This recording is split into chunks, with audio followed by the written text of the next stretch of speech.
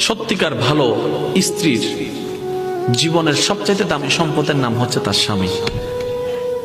মাকে, বাবাকে, পরিবারকে সবকিছু ছেড়ে ওই স্বামী নামক শব্দটাকে খুশি করার জন্য সবকিছু ছেড়ে অচেনা এক পরিবারের মধ্যে চলে আসে। সুবহানাল্লাহ।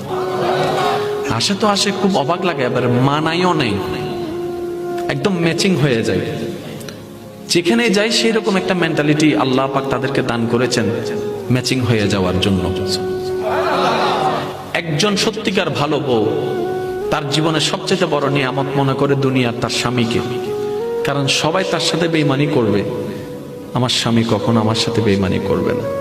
সবাই আমার হাত ছেড়ে দিবে, আমার স্বামী কখনো আমার হাত ছাড়বে না। এখানে যারা বিবাহিতরা আছেন, আমি ছোট্ট মানুষ হিসেবে শ্রদ্ধার সাথে একটা কথা বলি। এক ঘরের নিচে থাকলে, একই ছাদের নিচে থাকলে অনেক কিছুই হবে।